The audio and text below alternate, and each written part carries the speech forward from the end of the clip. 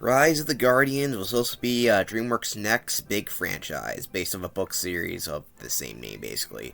But unfortunately, it did not do too well, due to its high budget and not making that much in the box office, because people are too busy watching Madagascar 3 of all movies. Like, how the fuck did this movie, no one saw it, but everyone saw Madagascar 3, and the movie's fucking awful. Either way, we're talking about this movie, not that movie. So the movie stars Jack Frost. That's the wrong Jack Frost. That's also the wrong Jack Frost. Talk about this Jack Frost, who's barefoot. People have foot fetishes, I guess.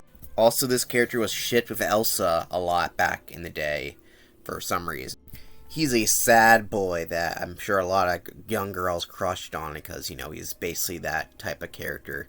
And he's sad because no one knows who he is, because everyone's too busy worrying about the Tooth Fairy and the Easter Bunny and Santa Claus, who, if you didn't know, exist in this universe, and are main characters. That's kind of weird, you know, the Easter Bunny is a main character in this movie. Yeah, that's kind of weird. So these kids are having dreams, but this guy's like, fuck these dreams, I want them to be nightmares, because I'm a petty British guy. Yeah, here's the Easter Bunny. He's Australian for some reason, I don't know why. When I think of Easter Bunny, I think Australian. So what the hell are the Guardians? This is a Rise of the Guardians. Well, here's the Guardians. They are guardians of childhood, according to the book series.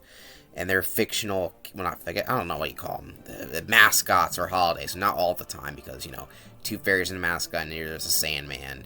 And yeah, how do kids know about the Sandman, but they don't know about Jack Frost? I don't know about you, but when I think of Sandman, I think of this guy. Also, the Tooth Fairy here has a tooth fetish. Why did they say yes? Oh, I forgot to mention, this is kind of a Christmas movie. Not really, because it's also Easter movie, too, if you want to put that in the canon, or where the hell it is.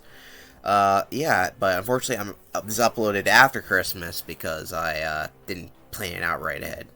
Also, I lied in my Madagascar 2 review. I thought that we wouldn't see the Alec Baldwin until Boss Baby, but it turns out he's playing Santa here, so I guess I lied there. Sorry about that.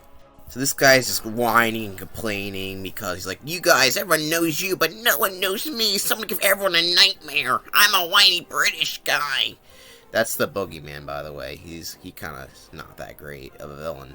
Like, the plan, I guess, is devious, and he's like, oh, I am evil. And that's about it. This movie's actually really hard to explain without actually seeing it, because it's like, what the hell's even going on here? Like, these mascot characters here are like trying to do the Tooth Fairy's job, but they aren't the best at it because they're too busy like showcasing their own holiday or where the hell they do, instead of actually giving quarters out. Like, Santa here sets up a whole Christmas display because he's likes Christmas so much.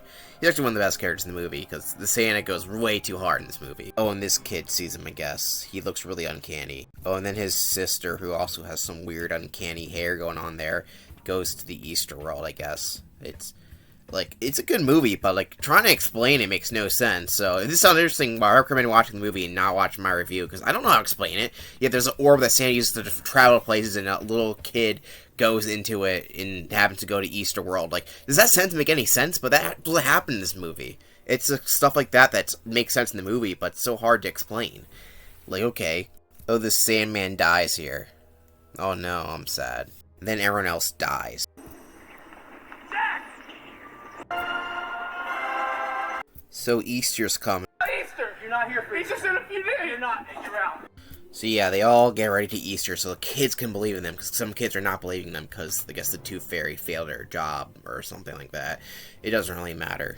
Also, off-screen, the Easter that they were working on gets ruined. I'm not joking, it happens off-screen. No one believes in the Easter Bunny, and he cries like a little bitch about it. Also, the villain does a very cliche thing like, we should team up, and then Jack's like, no, and he's like, well, fuck you then. But Pitch Black's got them cornered, and they're all scared because he's scary, and they lost their powers because of belief. But one snowball, quite literally, takes him out, and he becomes a complete joke once they realize that he kind of sucks, actually. He's pretty easy to defeat. So this is the only kid that believes in everything, so I guess no one else cares, because their Easter was ruined. I guess they were out for Easter there, too, but, you know, whatever. So Jack's like, maybe I can make this kid believe in me, and it does work, because he got confidence for learning his backstory, because Jack Frost didn't know his backstory. I don't know why. Everyone else probably knew their backstory, but he doesn't know his own. Why? Because the Man in the Moon, yeah, that's a character's movie, not actual character, just the moon itself, is the one that gives people their powers or something like that, and then he just like fucks off in the moon or something like that and shines a moonbeam. Like it's a good movie, but like starting to describe it is so hard. Like, how do I describe that sentence to people that doesn't know what the hell I'm even talking about? There's a man in the moon, but it's not actually a man, it's just the moon itself. Shines moonbeams and makes people deities or guardians, where the hell you want it to be. Oh yeah, the Sandman, he comes back to life. He actually didn't die, even though they act like he did die. I don't know how he's being able to be killed, but whatever. Just to show you how lame the Pitch Black or Boogeyman, I can't even figure out what his name is. He either say he's Pitch Black or his name is Boogeyman. Like, what is it? He has own creations gang up in him because he's scared now, and they feed off of fear, and he's like whines like a little bit. It's like, I'm sorry, he's not that much of a threat. He's that easy to defeat, but whatever. And that's the movie, but it ends on a very odd quote. You told me so. So when the moon tells you something, believe it. Moon's full, RJ. See you in the morning. So yeah, if the moon somehow gives you advice, I guess believe it. I didn't know the moon gives advice, but apparently now it does.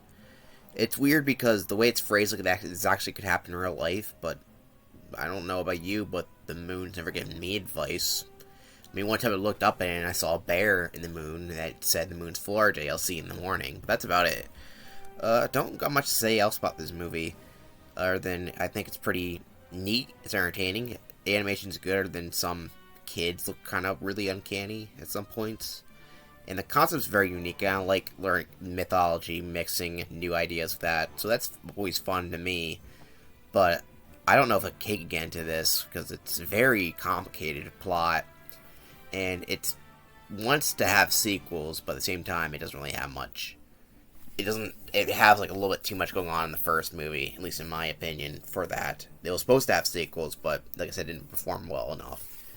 But I don't think that's ever going to happen either. Even if this movie does, it has a cult following, but not a big enough one for it to even get one. So, fortunately for you, Rise of the Guardians fans, it's probably just going to be a one-movie deal. But at least you got a book series, which I just don't know anything about. The Rise of the Guardians falls in the B tier with Spirited and Shrek.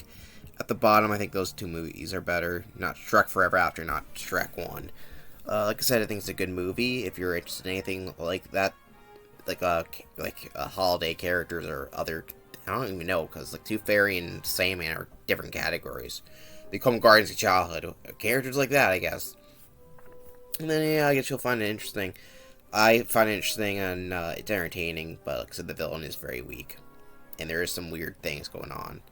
So the reviews on the Letterboxd are kind of funny about people's experience with the movie, especially from a young audience, and how the beliefs part is kind of weird when it comes to kids. Like, this one kid was asking their parent, like, if I stop believing you, will you not exist anymore? To his dad. I was like, okay, yeah. It is a weird movie, because it's all about belief, but in a weird way, it's like characters can disappear if you don't believe in them, or stuff like that. Just very, very weird. So yeah, that's, it's a weird movie. I don't know what else to say about it. I honestly don't know how to rank the villain, because there's some good elements. The guy's trying to get a good performance, whoever's voicing him, I don't really know, nor do I really care. His design is kind of bland, like, I don't really understand what they were going for. Like, for something that's supposed to be, like, the ultimate blackness and darkness, or, whatever you call it, the boogeyman, if you will. The boogie, oh, that's a weird name, by the way, boogeyman. As a kid, I thought it was a monster made out of boogers. That's how my brain goes. But yeah, he's kind of weak. He does stuff off screen. He has shadow horses, which aren't really scary. When he's there, he'll either be way too OP or way underpowered. So it's like you don't really know his power scale. And like I said, he goes out like a little bitch at the end, so he's kind of lame, to be honest. Especially how much he whimpers out. He's just not that great of a villain. In fact, that one of his main, all of a sudden, is like, you know what, Jack? We should tie him up together. He's like, no, well, fuck you then. That's just... okay. He's not that great. Anyway, next time we are going to be watching another DreamWorks movie. But this time, it's going to be, The Croods. So see ya then.